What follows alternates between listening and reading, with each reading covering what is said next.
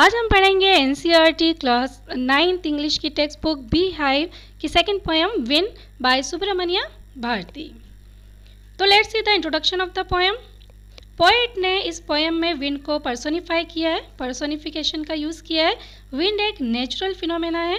Poet कहते हैं कि विंड में बहुत डिस्ट्रक्टिव पावर होता है और जो बहुत कुछ डैमेज कर सकता है। जैसे साइक्लोन्स या स्टॉर्म के फॉर्म में विंड बहुत सारे हाउसेस, क्रॉप्स, बिल्डिंग्स और एनिमल्स और ह्यूमन बींग्स को डिस्ट्रॉय कर देती है।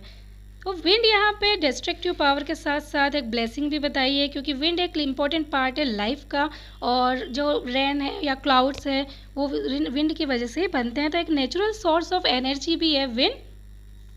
तो विंड को यहाँ पे एक सिंबल के रूप में रिप्रेजेंट किया है। जो विंड है वो सिंबल है हमारी लाइफ में आने वाली चैलेंजेस का, हार्डशिप्स का, जो मुश्किलें लाइफ में आती हैं उसको विंड के थ्रू रिप्रेजेंट किया गया है। जैसे कि विंड बहुत ज़्यादा इम्पॉर्टेंट पार्ट है लाइफ का, उसी तरीके से लाइफ में चैलेंजेस, हार्डशिप और प्रॉब्लम्स भी एक पार्ट ऑफ लाइफ है जो कि सभी को फेस करनी होती हैं। तो वो हमें स्ट्रांगली फेस करना चाहिए।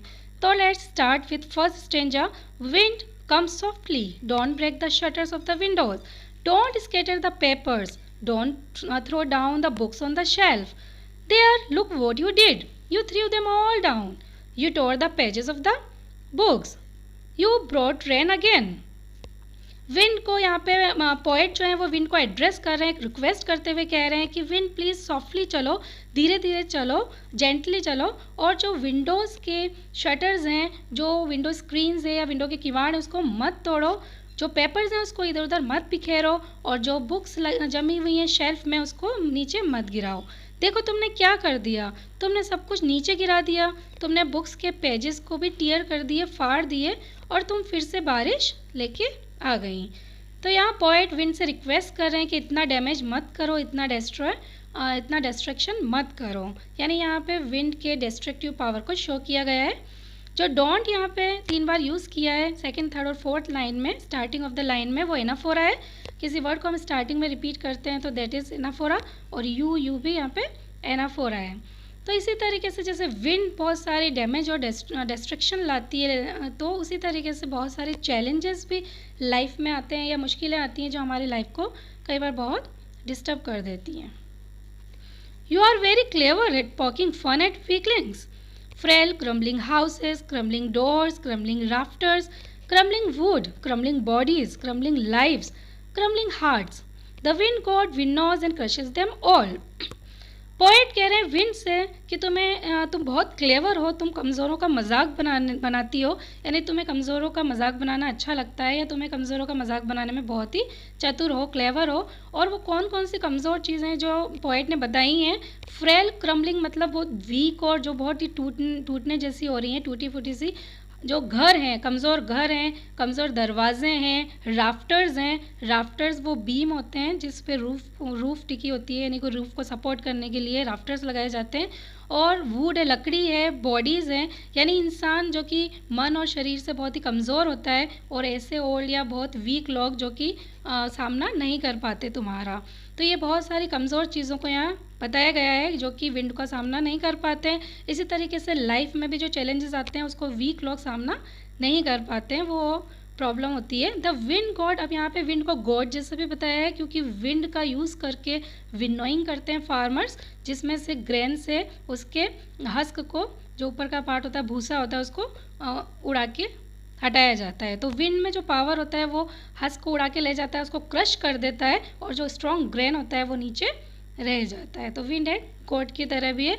ही won't do what you tell him, so come let's build strong homes, let's join the doors firmly, practise to firm the body, make the heart steadfast, do this and the wind will be friend with us. Poet कह रहे हैं कि एक natural force है, जो wind है वो natural force है, वो अपनी स्पीड से बहेगी, वो हमारी बात नहीं सुनेगी। तो उसको रिक्वेस्ट करने के बजाय आओ हम अपने होम्स को, अपने हाउसेस को, अपनी बिल्डिंग्स को स्ट्रॉन्ग बनाएं, अपने जो डोर्स हैं उसको फर्मली, उसको स्ट्रॉन्गली बंद करें, उसको अच्छे से जॉइन करें, और प्रैक्टिस करें, हमारी बॉडी को स्ट्रॉन्ग बनाएं, हम एक्सरसाइज करें और हम इतने स्ट्रॉन्ग हों, और साथ में हम हों स्ट्रॉन्ग दिल से, यानी हमारे हार्ट को भी इतना स्ट्रॉन्ग बनाएं विद डिटर्मिनेशन, जो दृढ़ निश्चय होता है, पावर ऑफ माइंड होता है, उससे हम इतना अपने दिल को भी मजबूत बनाएं, डिटर्मिनेशन से, हार्ड वर्क से। अगर हम ऐसा करेंगे तभी विंड हमारी फ्रेंड बन सकती है। तो जो वीक है उसको तो वो क्रश कर देगी, लेकिन जो स्ट्रांग है उसको वो क्रश नहीं कर पाएगी, वो उसकी फ्रेंड बन जाएगी। तो सिमिलरली जो हार्डशिप और चैलेंजेस हैं, अगर हम उसको भी as a part of life देखें और उसको भी हम एक्सेप्ट करते हुए उसका डिटर्मिनेशन के साथ, प्रॉब्लम्स को सामना करते हुए, हार्डवर्क के साथ, करेज के साथ सामना करते हुए आगे चलें, तो वो भी हमारी फ्रेंड बन जाएंगे और हम इजीली उसको सॉल्व करते हुए आगे बढ़ जाएंगे। तो विंड को अगर फ्रेंड बनाना है तो हमें स्ट्रॉन्ग बनना पड़ेगा। The wind blows out weak fires. He makes strong fires roar and flourish. His friendship is good. We praise him every day. ये लास्ट की 4 लाइन्स बहुत इंपॉर्टेंट भी है और एक यूनिवर्सल ट्रूथ है कि स्ट्रॉन्ग तो है, वो जो स्ट्रॉन्ग चीज़ पहले से होती है, स्ट्रॉन्ग उसको और स्ट्रॉन्ग बनाता है, और जो स्ट्रॉन्ग होते हैं वो वीक को क्रश कर देते हैं। जैसे कि विंड होती है, वो जो वीक फायर्स होती हैं, यानी छोटी आग होती है, जैसे मैच स्टिक या कैंडल की जो फायर होती है, उसको तो विंड बहुत इजीली एक्सटिंग्विश कर देती है, बहुत इजीली बुझा सकती है। लेकिन जो स्ट्रॉन्ग फायर्स होती है, जैसे कहीं फॉरेस्ट में आग लग गई है या कहीं बड़ी फायर है, तो विंड की स्पीड के साथ वो फायर और बढ़ जाती है, और स्ट्रॉन्ग हो जाती है, फिर वो और चड़मड़ाहट के साथ और नॉइस करते हुए जलती है और बढ़ती ही जाती है। तो यहाँ जो मैसेज है वो क्या है कि जो वीक लोग हैं उसको लाइफ के चैलेंजेस और वीक कर सकते हैं, क्योंकि वो उसका सामना नहीं कर पाते हैं, झुक जाते हैं और हार मान लेते हैं, तो वो और डिस्ट्रॉय हो जाते हैं। लेकिन जो स्ट्रॉन्ग लोग हैं, जो डिटर्मिनेशन के साथ एक्सेप्ट करते हैं चैलेंज या हार्डशिप्स को, वो हर चैलेंज के बाद, हर मुश्किल के बाद वो और स्ट्रॉन्गर बन जाते हैं लाइफ में। तो इस friendship is good, we praise him every day. यहाँ पे विंड की फ्रेंडशिप को बहुत अच्छा बताया है, क्योंकि हम विंड की बहुत तारीफ़ भी करते हैं, क्योंकि विंड एक नेसेसरी एलिमेंट है लाइफ का, लिविंग थिंग का। तो उसको हम प्रेज करते हैं रोज़, और उसकी फ्रेंडशिप भी अच्छी होती है। लेकिन फ्रेंडशिप कब हो सकती है? जब हम और स्ट्रॉन्ग होंगे। तो सिमिलरली विंड जैसे स्ट्रॉन्ग फायर को और स्ट्रॉन्ग करती है, लाइफ के चैलेंजेस भी हमें और स्ट्रॉन्ग करेंगे। तो let's see the theme and what is the central idea of the poem.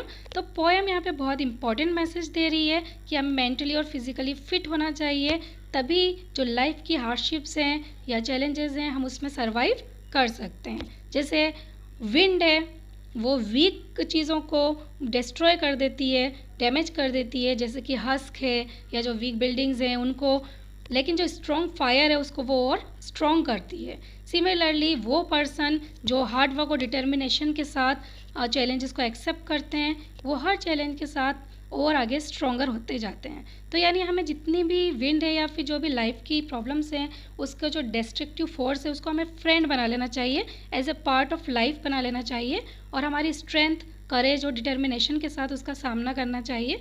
तो वो जो हार्डशिप्स हैं, चैलेंजेस हैं, वो हमें हर बार और ज़्यादा स्ट्रॉन्ग बनाएंगे।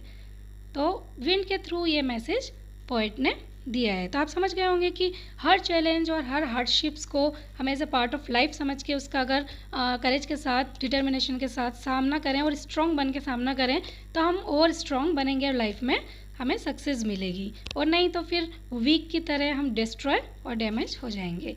तो आई होप कि ये पोएम आपको अच्छे से समझ में आ गई होगी। Take care. Please like, subscribe and share.